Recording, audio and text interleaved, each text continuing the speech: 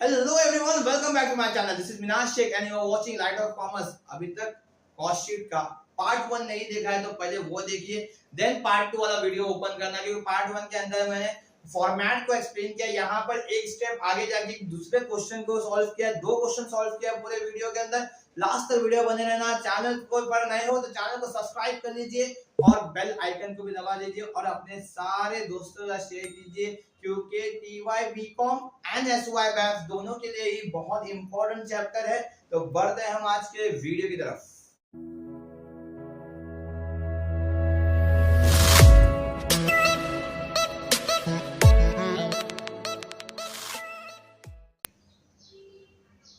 ये एक दूसरा टाइप है कॉस्ट शीट का, जिसके अंदर हमको कॉलम्स जो बनाने पड़ते हैं वो यूनिट, रेट और अमाउंट वाला कॉलम बनाना पड़ता है। बताता हूँ पहले ही मैं स्टार्ट में क्या हमारे को ऐसा कॉलम बनाना है। एक कॉलम रहेगा टोटल रुपीस का, अमाउंट का, एक यूनिट का और एक रेट पर यूनिट का। ओके, कोई बंदा unit per unit and total बनाता है, और कोई total unit and per unit बनाता है। मतलब कॉलम का सीक्वेंस कोई बताता चलेगा, बोलता राइट तुम अमाउंट कॉलम को वहां ले लोगे तो भी चल जाएगा, अपनी मर्जी है। ओके, क्वेश्चन को जब स्टार्ट करेंगे इसके अंदर तो हमको ये क्वेश्चंस के अंदर नॉर्मली यूनिट प्रोड्यूस का यूनिट नहीं दिया होता है, और यूनिट प्रोड्यूस का यूनिट बहुत इंपॉर्टेंट है। तो यूनिट प्रोड्यूस का यूनिट फाइंड करने के लिए हमारे पास फॉर्मूला है कि unit produce equals to unit sold plus closing unit minus opening unit. ये फॉर्मूला लिख के दे दो अपने पास, तो ये फॉर्मूले से हमको यूनिट प्रोड्यूस का यूनिट मिल जाएगा, और यूनिट प्रोड्यूस के यूनिट के बिना हम ये सब स्टार्ट नहीं कर सकते। तो unit produce unit equals to क्या बनाना है, यूनिट सोल्ड। यूनिट सोल्ड क्या है यहाँ पे सब में, यहाँ दिया होगा या तो नीचे दिया है, कहीं ना कहीं दिया रहेगा। तो number of unit sold during the year दिया है 9500। तो यूनिट सोल्ड है 9500। ऐड कर देंगे क्लोजिंग यूनिट। क्लोजिंग यूनिट कितना है, stock of finished goods at the and, and मतलब क्लोजिंग, कितना 500 यूनिट। तो 500 यूनिट ऐड कर लेंगे, माइनस ओपनिंग यूनिट भी यहाँ पर रहेगा या यहाँ कहीं रहेगा। अगर यहाँ भी नहीं है, यहाँ भी नहीं है तो ओपनिंग यूनिट नहीं है, तो ये सब में ओपनिंग यूनिट नहीं है। तो 9500 plus 500 is 10,000। This is unit produce, और यूनिट प्रोड्यूस के यूनिट से ही हमको सम स्टार्ट करना है। तो हमको यूनिट प्रोड्यूस कहां से आएगा वो पता चल चुका है। तो 10,000 यूनिट प्रोड्यूस किया है हमने। Once again format based question है। अगर आपने अभी तक पहला वीडियो नहीं देखा है तो पहले वो वीडियो देखिए, उससे ही आपको समझ में आएगा मैं किस फॉर्मेट की बात कर रहा हूँ। पहले वीडियो के अंदर हमने लगभग 2 से 3 क्वेश्चन या फॉर्मेट बेस्ड कवर किए हैं, वही फॉर्मेट यहाँ भी लगेगा। तो हम डिस्कस कर लेते हैं कौन सी चीज कहाँ आएगी, उसके बाद अपन नए सम के फॉर्मेट में आते हैं। तो पहला है डायरेक्ट वेजेस। ये कहाँ आएगा, तो ये हमारे डायरेक्ट वेजेस में ही आएगा। Okay, purchase of raw material, material आया, direct material, factory rent, factory overhead या work overhead, cost of catalogue. Catalogue इससे पहले वाले सब में भी आया था पहले वीडियो के अंदर। कैटलॉग मतलब selling overhead, sundry expenses, extra खर्चे ऑफिस में आते हैं। Depreciation on plant and machinery, depreciation या रिपेयर या दूसरा कोई प्लांट एंड मशीनरी खर्चा सिवाय कैरेज इनवर्ड के। कैरेज इनवर्ड जो है प्लांट एंड मशीनरी का कैरेज इनवर्ड जो है वो कॉस्ट शीट में नहीं आता। उसके अलावा सारे एक्सपेंसेस फैक्ट्री में आते हैं प्लांट एंड मशीनरी के। Opening stock of raw material, opening stock of raw material जो जाएगा डायरेक्ट मटेरियल में। Repairs to office furniture, office carriage outward, selling overhead, interest on loan. Interest on loan is a financial expense, और financial expense को हम cost sheet में नहीं लेते हैं। Closing stock of raw material less from direct material. Distribution of free sample, free sample हमने distribute किया, क्यों करते हैं हम, ड्यू टू एडवर्टाइजमेंट। एडवर्टाइजमेंट का खर्चा है इसलिए selling overhead. Audit fees, office overhead. Demonstration expense, once again हम डेमो क्यों देते हैं कोई प्रोडक्ट का, सेलिंग करने के लिए, डिस्ट्रीब्यूट करने के लिए, तो selling and distribution overhead. Furniture loss by fire, cost sheet के अंदर हम किसी भी लॉस को नहीं लिखते हैं। इनडायरेक्ट मटेरियल, वर्ड आया इनडायरेक्ट, बस फर्स्ट सम से बोल रहा हूं, जो इनडायरेक्ट वर्ड है वो इनडायरेक्ट हमेशा जाएगा फैक्ट्री ओवरहेड के अंदर। Then office salary, office overhead. Store keeper salary, store keeper salary जो है नॉर्मली लगता है स्टोर कीपर मतलब शॉपकीपर होगा, शॉपकीपर मतलब सेलिंग ओवरहेड होगा। नहीं बॉस, स्टोर का वर्ड कॉस्ट शीट में स्टोर का वर्ड मतलब होता है कि स्टोर जो मेंटेन करना पड़ता है स्टॉक जो मेंटेन करना पड़ता है उसको स्टोर कीपर बोलते हैं, और ये फैक्ट्री में होता है नॉर्मली, तो फैक्ट्री ओवरहेड का पार्ट है store keeper salary. Then depreciation on office equipment office overhead में आएगा। कमीशन ऑन सेल्स जो है वो सेलिंग ओवरहेड में आएगा। डायरेक्ट एक्सपेंसेस है direct expenses. Material handling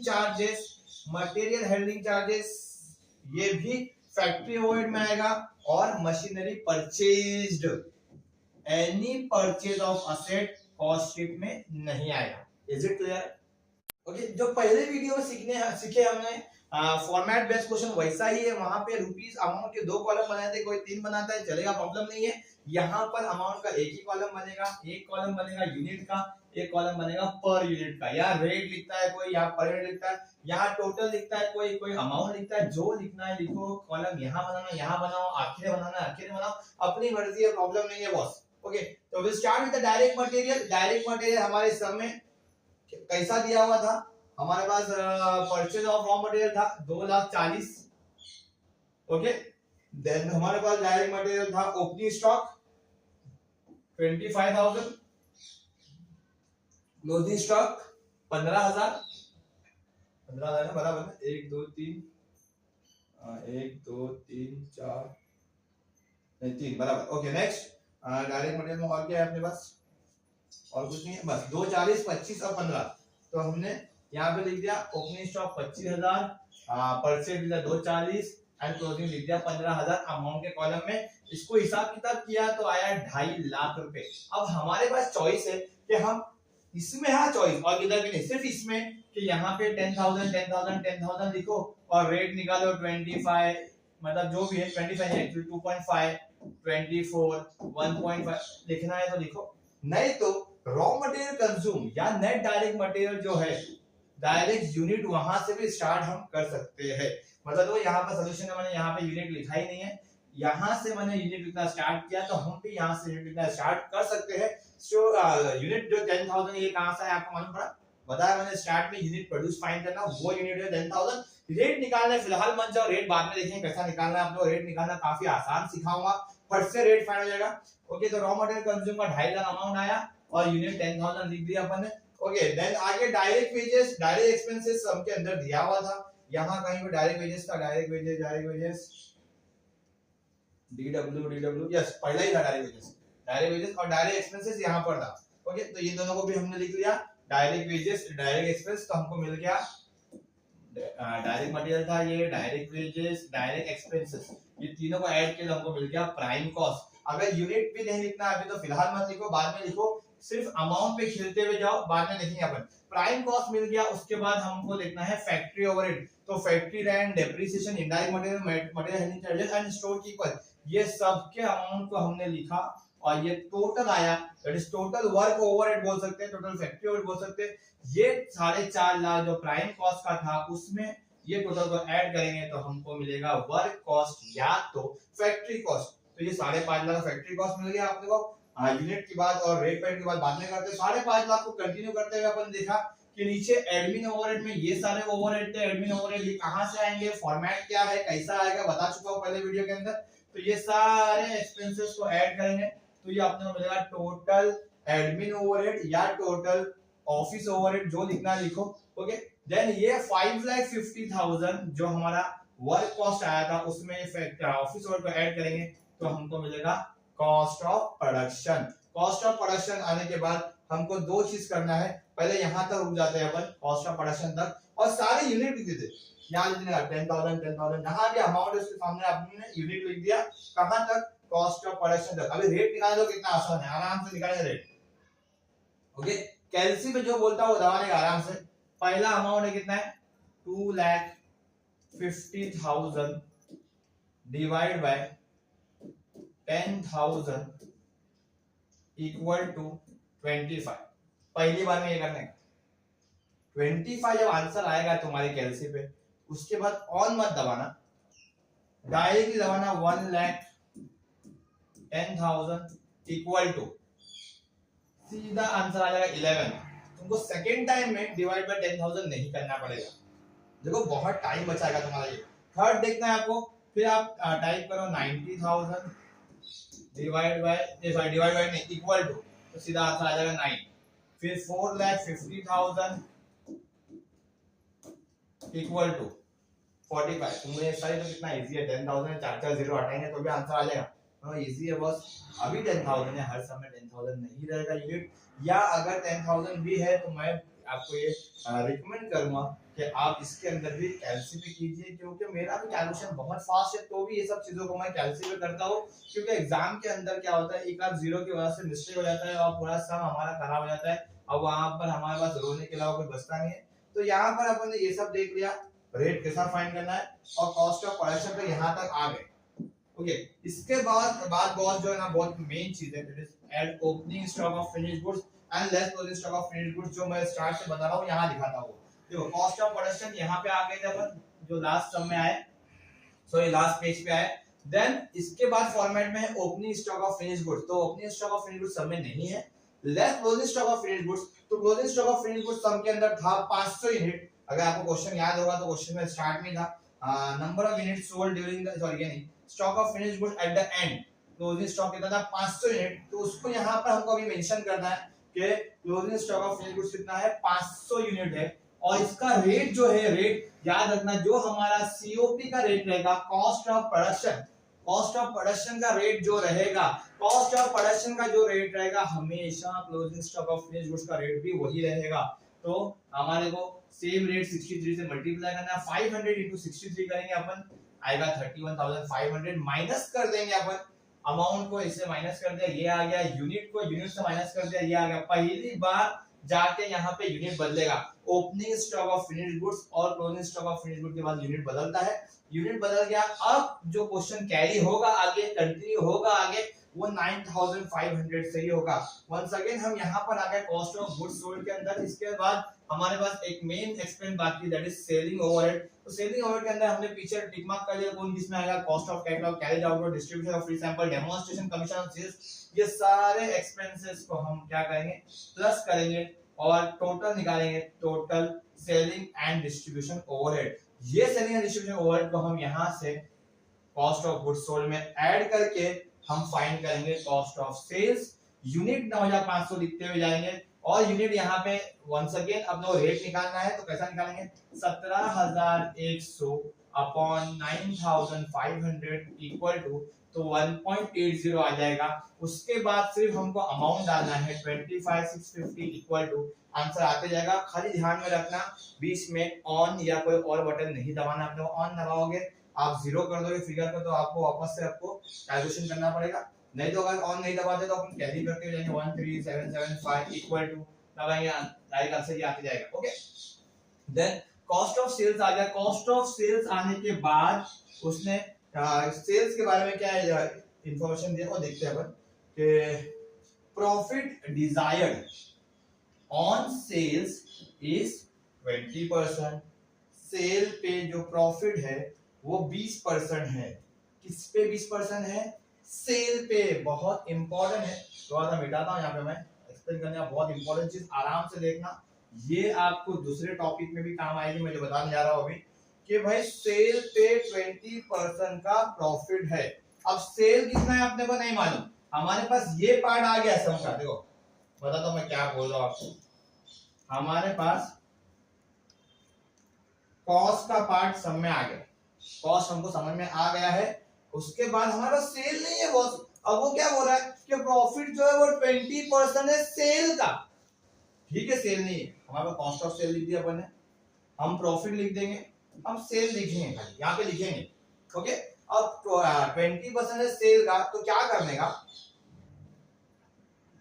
cost, profit और सेल्स। इसके अंदर हमारे पास सिर्फ कॉस्ट का फिगर है, सेल्स का फिगर, ये फिगर समझ लो अभी फिलहाल नहीं है। मैं इसको थोड़ा फिर कलर कर देता थोड़ा।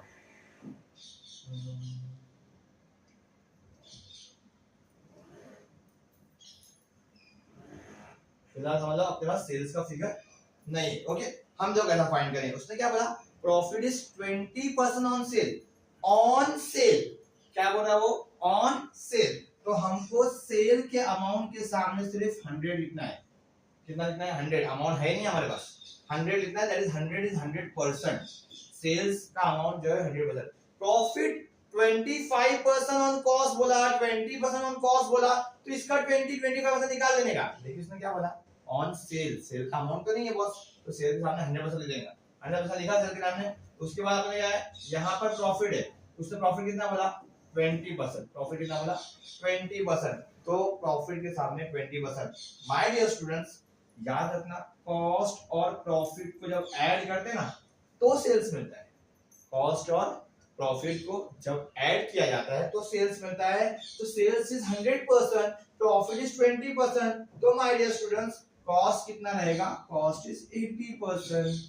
समझ में आ रहा मैं क्या बोल रहा हूँ कि कॉस्ट सेल्स से आ रहा है, सेल्स जो है वो 100% है। 100% का सामान पड़ा, उसने बोला है बॉस कि प्रॉफिट इज 20% ऑन सेल।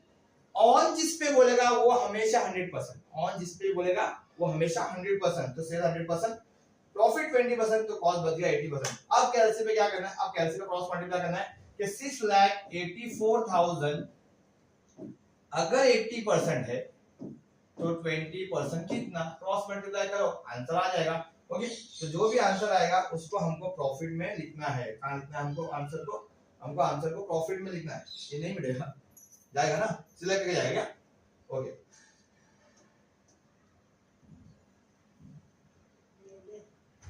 चलो नहीं मिल रहा है कोई बात नहीं। जो भी आंसर आएगा आपको उसको कहां लिखना है, प्रॉफिट के पार्ट में लिखना है। ओके, कैसा आएगा 6,84,000, 15 लाख, 1.5 लाख, 167 अप्रोक्सीमेटली कितना आएगा, 171 आएगा। ओके, 171 का प्रॉफिट आएगा और ये प्रॉफिट का 171 को इसमें प्लस कर लेंगे तो अपन आएगा 8 लाख 8,55,000 का हमारा सेल्स का अमाउंट भी आ जाएगा। ओके, तो ये समझा सेल्स का अमाउंट आया कहां से, जब भी सेल्स का अमाउंट नहीं दिया जाएगा, प्रॉफिट ऑन सेल बोलेगा, तो ये प्रोसीजर आपको सॉल्व करना है। उम्मीद करता हूं कि ये सब भी समझ में आएगा। बढ़ते हैं हमारे नेक्स्ट प्रॉब्लम की तरफ। नेक्स्ट प्रॉब्लम भी ऐसा ही प्रॉब्लम मैंने फ्रेम किया है जिसके अंदर हमको ऐसे ही कॉलम बनाने हैं। ओके, यहाँ पे टोटल का मैंने 2 कॉलम ले लिया है, तुम एक कॉलम लेके तो भी चलेगा, प्रॉब्लम नहीं है, एक कॉलम से भी हम सम कर सकते हैं। यहाँ पे 2 कॉलम इसलिए लिया है कि ज्यादा एक्सपेंसेस थे तो थोड़ा अरेंज करने में आसानी होती है, नहीं समझ में आएगा एक कॉलम से करो, प्रॉब्लम नहीं। चलो आगे बढ़ते हैं। सबसे पहला सम के अंदर हम इंफॉर्मेशन पढ़ेंगे। क्या दिया है, closing stock of finished goods to be valued at cost of production. उसने क्या बोला, closing stock of finished goods का जो वैल्यू आएगा वो कॉस्ट ऑफ प्रोडक्शन रहेगा। अगर याद रहेगा आपको तो मैंने इससे पहले वाले सम में यहाँ पर चीख के कहा कि क्लोजिंग स्टॉक का जो वैल्यू रहेगा वो हमेशा कॉस्ट ऑफ प्रोडक्शन का ही रहेगा। ये क्वेश्चन ने बोला है, उसने नहीं बोलता है तो भी उसका वैल्यू ऐसे ही होता है। once again profit desired से on sales बोला है 20%, अभी ऐसा किया ना अपन ने वैसा ही वापस करेंगे।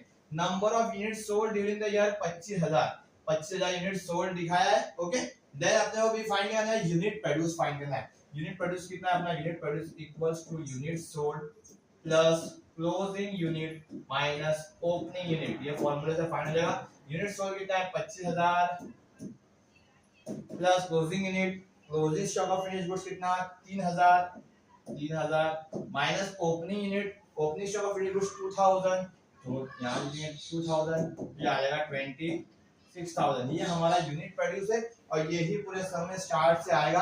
देखो यूनिट 26,000 26 कहां तक आएगा, कॉस्ट ऑफ प्रोडक्शन तक आएगा यूनिट, कॉस्ट ऑफ प्रोडक्शन यहां तक ये यूनिट है 26 कॉस्ट ऑफ प्रोडक्शन का यूनिट।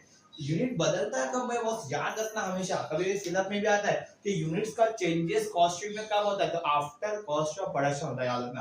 कॉस्ट ऑफ प्रोडक्शन के बाद जब तक 26,000 ही चलता रहेगा बॉस। ओके, अब अमाउंट देख लेते हैं अपन। अमाउंट यहाँ पे क्वेश्चन ने अपने पास दिया हुआ है बहुत कुछ, कौन सी चीज कहाँ है वो देखो, salesman salary, selling overhead, opening stock of finished goods, ये कॉस्ट ऑफ प्रोडक्शन के बाद ऐड होता है, add in cost of production पहली बार आया है सम के अंदर।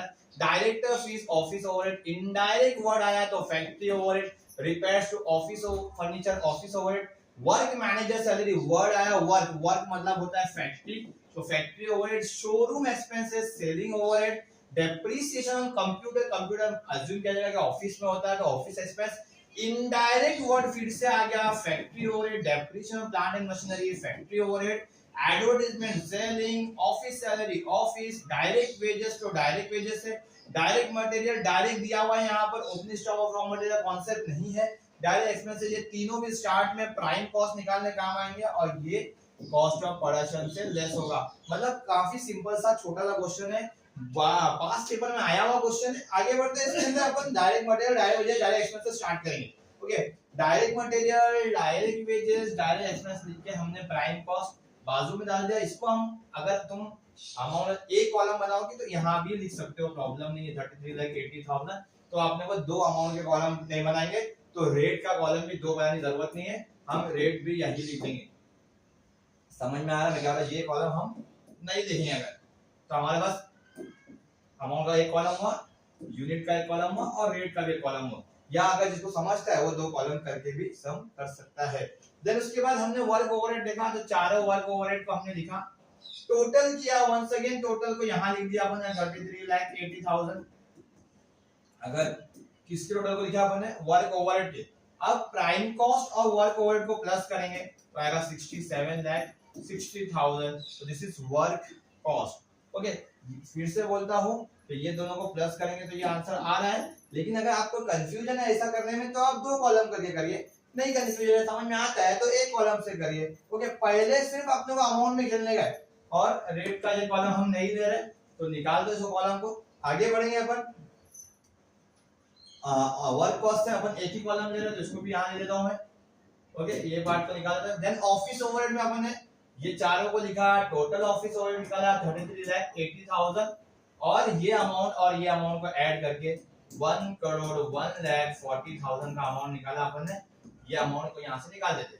ओके, मैं फिर से बोल रहा हूँ, अपन टोटल के दो कॉलम बना सकते हैं, एक कॉलम बना के भी सम कर सकते हैं। ओके, तो यहाँ तक का कॉस्ट ऑफ प्रोडक्शन हो गया। यहाँ तक के यूनिट में 26,000 लिख दो पूरा, स्टार्ट टू एंड। यहाँ तक 26 यहाँ तक। और अब रेट निकालना है तो रेट निकालना काफी आसान है, बता चुका हूँ मैं। पहली बार में सिर्फ वो 18,82,400 अपॉन 26,000 इक्वल टू, तो ये रेट आएगा। उसके बाद सिर्फ अमाउंट लिखो और equal to, amount equal to तुमको रेट आते जाएगा, रेट आते हुए जाएगा तो रेट तुमको यहाँ तक का लिख देना है। कहाँ तक? कॉस्ट ऑफ प्रोडक्शन तक। उसके बाद आती है बात फिनिश गुड्स की। Finish goods opening and finish goods closing, दो चीज। अब ओपनिंग एंड क्लोजिंग दोनों भी सब में है, मैं दिखाता हूँ तुमको ओपनिंग एंड क्लोजिंग कहाँ आया था। This is opening stock of finish goods and this is closing stock of finish goods. याद रखना, opening stock of finish goods का अमाउंट जो है वो सब में दिया हुआ रहेगा, 7,60,000 दिया है। क्लोजिंग का अमाउंट कभी भी नहीं दिया रहेगा, क्लोजिंग का अमाउंट नहीं दिया हुआ है। ओपनिंग का अमाउंट दिया रहेगा, क्लोजिंग का अमाउंट कभी नहीं रहेगा। ओपनिंग का अमाउंट दिया है तो 7,60,000 लिख देते अपन, 7,60,000 लिख लेंगे, 7,60,000। अब क्लोजिंग का अमाउंट नहीं दिया हुआ तो क्या करेंगे? बॉस, क्लोजिंग स्टॉक पहले यूनिट में लिख देंगे। कहाँ लिख देंगे? यूनिट में। अब यूनिट में हमारे पास ओपनिंग है 2,000, क्लोजिंग है 3,000 और उसके सामने बॉस रेट लिख दो कॉस्ट ऑफ प्रोडक्शन का। मतलब क्लोजिंग स्टॉक को रेट किसका लगता है? कॉस्ट ऑफ प्रोडक्शन का। और कॉस्ट ऑफ प्रोडक्शन का रेट क्या है? 390। तो क्लोजिंग स्टॉक के यूनिट के सामने कॉस्ट ऑफ प्रोडक्शन का रेट लिख दो 390 रुपया। किसके सामने लिखना है अपने को? क्लोजिंग के यूनिट के सामने हमेशा रेट कौन सा? कॉस्ट ऑफ प्रोडक्शन का। 3,000 को 390 से मल्टीप्लाई करो तो आएगा 11,70,000 और ये अमाउंट आ गया। Closing stock of finish goods का अमाउंट कहां से मिलेगा माय डियर स्टूडेंट्स? हमेशा याद रखना, closing stock of finish goods का अमाउंट हमेशा कॉस्ट ऑफ प्रोडक्शन के रेट से ही मिलेगा। कॉस्ट ऑफ प्रोडक्शन का जो रेट रहेगा वही closing stock of finish goods का रेट रहेगा। यहां पर करने के बाद जो अमाउंट आएगा अपने को, that is our cost of goods sold. ये कैसा आएगा? ये प्लस ये माइनस ये, मतलब कॉस्ट ऑफ प्रोडक्शन का answer plus opening stock less closing stock का हमको मिलेगा कॉस्ट ऑफ गुड्स सोल्ड। आगे कंटिन्यू करेंगे कॉस्ट ऑफ गुड्स सोल्ड के बाद। तो कॉस्ट ऑफ गुड्स सोल्ड हमारे पास आ चुका है और यहाँ पर यूनिट बदल चुका है। कैसे बदला यूनिट? ये 26,000 चलते आ रहा था, उसके बाद 2,000 यूनिट जो है वो ओपनिंग का था, 3,000 यूनिट जो है वो क्लोजिंग का था। 26 में 2 को ऐड करेंगे, 28 माइनस 3 करेंगे तो आएगा 25,000 जो हमारा यूनिट सोल्ड है। और हमारे क्वेश्चन में भी यूनिट सोल्ड यही दिया हुआ है 25,000। अगर 25,000 तक अपन नहीं पहुंचे ना वहां पर तो अपन कहीं ना कहीं भाई गलती कर रहे सम के अंदर। तो यूनिट में अपन 25,000 तक बॉस पहुंच गए। अब 25,000 में पहुंचने के बाद आगे का सम पूरा 25,000 यूनिट से ही करेंगे। आगे के सम में बचता क्या है, सेलिंग ओवरहेड के अंदर 3 एक्सपेंस है, तीनों को लिख लिया, तीनों का रेट 25,000 से डिवाइड करके ये आ गया। डिवाइड करना कैसा है मैं सिखा चुका हूँ। इसके बाद तीनों को ऐड करेंगे तो टोटल सेलिंग ओवरहेड आया, cost of goods sold plus selling overhead तो मिलेगा हमको कॉस्ट ऑफ सेल्स। देन उसमें ऐड प्रॉफिट एंड सेल्स। अब इसके ऊपर वंस अगेन प्रॉफिट वैसा ही बोला है, ऑन सेल बोला है, सेल 100%, ऑन सेल बोला है तो sale 100%, profit 20% and cost 80%। Why 80%, 100 में 20 गया तो 80, फिर वही क्रॉस मल्टीप्लाई 1 करोड़ 29,80,000 अगर 80% है 20% कितना क्रॉस मल्टीप्लाई का अमाउंट आएगा, ये अमाउंट आने के बाद दोनों को प्लस करो, ये आ जाएगा। अगर पहले समझ में आया तो यहाँ भी समझ में आ जाएगा बॉस। तो ये कॉस्ट शीट का बहुत ही अच्छा कॉन्सेप्ट है। अच्छा सम इसलिए है क्योंकि मोस्टली टीचर्स ये सोचते हैं कि ऐसा ही सम डालो, क्योंकि यहाँ पर रेट रूट निकालने में बच्चा गलती करता है और मार्क्स कट करने की बहुत जगह है। और 15-20 मार्क का सम है, थोड़ा बहुत तो मेहनत कराएंगे बॉस। अगर वीडियो अच्छा लगा तो पार्ट 3 के लिए रेडी रहना और अपने सारे दोस्तों के साथ शेयर कीजिए। वीडियो को ज्यादा से ज्यादा शेयर करेंगे तो लोगों को ज्ञान मिलेगा, नॉलेज मिलता रहेगा। एग्जाम करीब है, लोगों की मदद करो और मिलते हैं हमारे नेक्स्ट वीडियो में। Thank you so much.